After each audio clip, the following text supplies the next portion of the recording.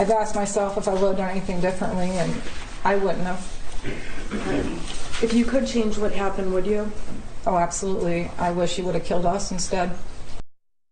That's Jennifer Crumbley there saying she wouldn't have done anything differently. She is on trial for multiple counts of involuntary manslaughter after her son killed 4 people in a Michigan school shooting back in 2021. And over the past 2 weeks, prosecutors have made the argument that Jennifer ignored her son's desperate pleas for help, making her partially to blame for the school shooting. The mother allegedly brushed off a multitude of red flags.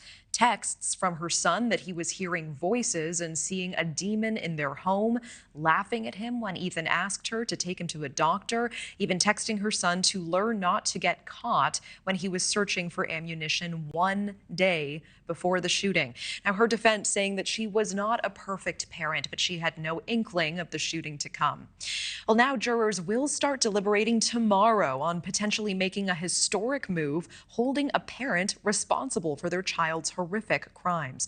For more on this trial, as the jury is set to start deliberating, we're bringing in attorney Philip Dube. He's a legal analyst as well as court-appointed counsel in California.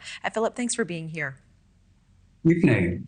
So, Philip, this has been 2 weeks of testimony from the case that was presented. Do you think that prosecutors proved that Jennifer Crumbley was grossly negligent here and therefore should be charged in this deadly school shooting? I don't think that they proved that she was grossly negligent. I think at most what they showed is that she was not a helicopter mom, kind of looked the other way when she should have been looking at her kid a little more closely.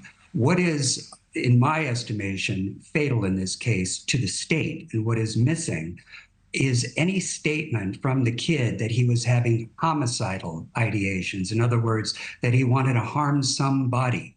You don't really have a true psych history with the kid. You don't have a history of psychotropic medication that was administered to the kid. You certainly don't have any cries from the kid that, for example, you know, he's going to go out in a blaze of glory, the school will pay, and this school is going to be the next Armageddon. You don't have anything like that to tip mom or dad off to suggest that anybody other than their own kid might be in danger. Now, I will say this, that if Ethan, the kid, had killed himself, I still think that mom could have been prosecuted because that could also form the basis of an involuntary manslaughter. If you hear that your kid might have a suicidal ideation and you're letting him have a gun, then you could be on the hook for that type of homicide as to your own kid. So it's a dangerous, slippery slope.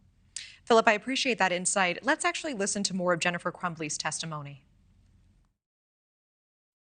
Now, you had told us that you had never taken your son to any sort of mental health professional. No. Okay.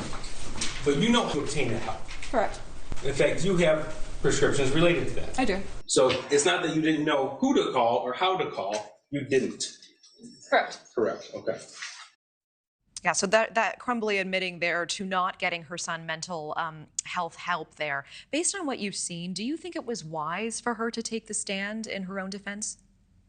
Yes, believe it or not, I thought she was a fantastic witness for herself. She humanized herself. She came across as a working soccer mom who, albeit had her, non-parental, intimate interests in other men aside from her husband, and it made her a little unorthodox in terms of being the good housewife and the good mother.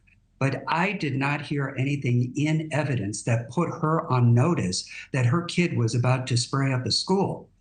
I mean, truthfully, just because a kid has the sniffles, has a tummy ache, you don't automatically take your kid to the ER.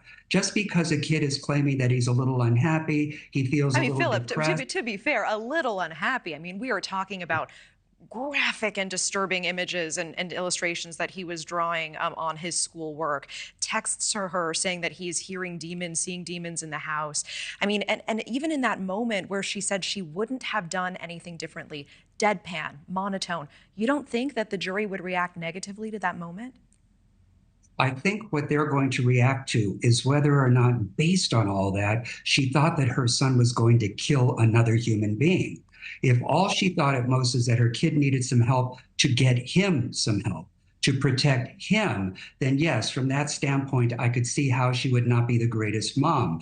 But the standard under the law is, were these deaths of these other kids the direct and natural result of her inaction. In other words, because she failed to get him care, these killings would have never occurred. And I think that's a very, very high bar. I think a jury's going to have a hard time. I think at most what the state is looking at is a deadlocked jury. Thank you for watching. Go to newsnationnow.com to find News Nation on your television provider. And don't forget to click the red subscribe button below to get more of News Nation's fact-driven, unbiased coverage.